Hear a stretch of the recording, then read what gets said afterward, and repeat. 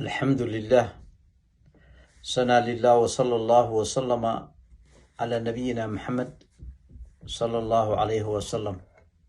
أما بعد، السلام عليكم ورحمة الله وبركاته. دمان dadka Soomaaliya barnaamijka gufaaco ka dhageysta radio Boorame kana daawanaya Somali Canadian TV iyo codka Soomaalida ama Fay Soomaaliya.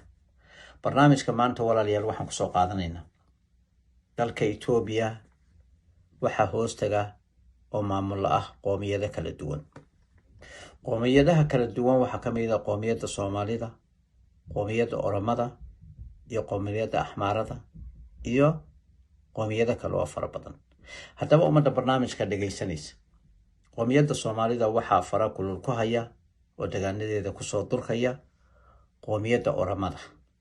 in badan dadka Soomaaliyeed waxa ay had iyo jeer carabka ku dhuftaan in dad badan oo qabiilada Soomaalidu ay kamid yihiin dadka Oromada duruufana awgeed ku kalifeen.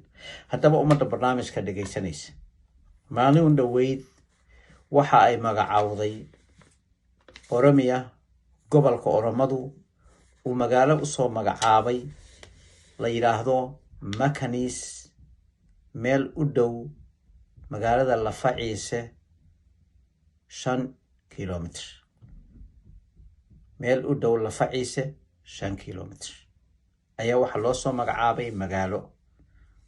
yaa la siiyay magaalada dadka walaalaha ee beesha Gari iyo Jaarso. walaalayaal, in badan waxa jira dacaayado fara badan oo la faafiyo oo dadka Jaarsada lagu sheego waa Oromo. maaha walaalayaal, ano xaqiiqda baaraya magaalada Toronto masaajid ku yaala muadinka ah weydiiyay oo niri waa ayo Jaarso, waxa uu sheegay in Soomaali yihiin. haddaba in badan dacaayadaha faraha badan lee sokeeye qabiiladu waxba kama jiraan. dadka Jaarsada ah waxa ku kalifay Oromiya inay xiriir la samaystaan. iyaga iyo Gariga dhib kala dhex dhacday ayaa eex ka timid inay dhibaato u geystay. waxay ku kaliftay inay wax la qaybsadaan gobolka Oromiya ee Oromada. haddaba ummadda barnaamijkan dhageysanaysa, in badan dadku xaqiiqda runta kama sheegaan. xaqiiqdu waxay tahay inay dadku ogaadaan inuu dadku markuu warramayo runta warka ka sheego wey. kilinka shanaad walaalayaal waxa ka taagan dulmi aad u fara badan, ama ila uu sameeyay ama ku horeeyo Axmaaradii samaysay ama Soomaalida dhexdeedu isku samayso oo qabiil ahaan la isku sameeyo. deegaanada habka loo qaybiyay iyo gobolada sida loo bixiyay baa waxay tahay dad ada aragto dulmi fara badan oo baahsan inuu ka muuqdo. waxaad arkaysaa marmarka qaarkood anigu waan baxaa, waan tagaa Itoobiya, wax badanna meelo badan waan kaga qorqoray, waan markii ilay waan joogay.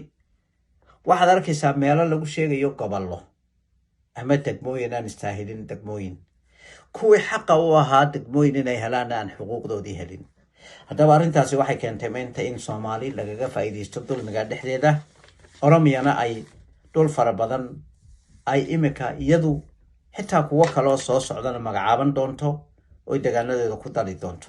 haddaba si aynu arrintaa uga taxadirno oo aynu Soomaalida u gaarsiinaba, waxaan rabnaa taariikhdeeda gaaban inaan ka siiyo in ummadda Soomaaliyeed inay ogaato deegaanada degan, qabiilada degan in cadaalad loo sameeyo oo iyagu waxa loogu qaybiyo inay fiican tahay.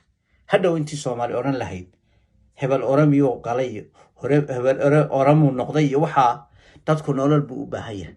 nolosha u baahan yahay waxa only wax ka qabata waa cadaalad oo loogu dadaalo dadka oo la mideeyo oo equal wax loogu qaybiyo. haddaba ummadda barnaamijka dhageysanaysa, Gadabuursiga Ciise waxa la wada siiyay deegaanka la wada siiyay wada degan yihiin. waxa la siiyay gobol Shineela la yiraahdo.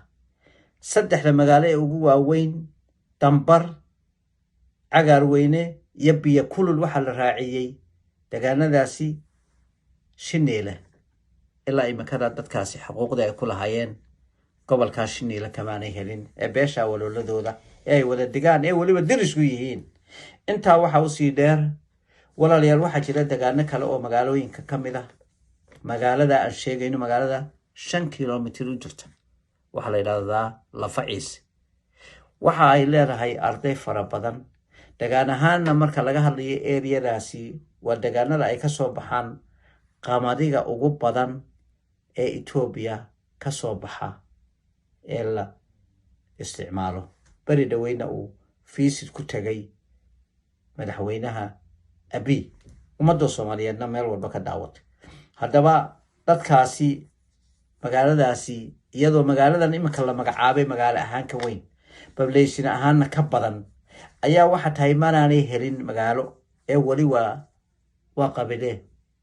ummadda barnaamijka meel walba ka dhagaysanaysa waxaan u sheegaynaa in magaaladan iminka la magacaabay ee magaaladan oramadu magacaawday ay tahay Makanis, ay 5 kilomitir jirto, ayna tahay xuduntii Soomaalida meeshii kala qaybinaysay. in badanna haddii uu madaxweynaha kilinka shanaad ee Inacagshar aanu la fadhiisan degaanada dadka halkaa degan, waa beel Soomaaliyeed oo Soomaalinimo jecel,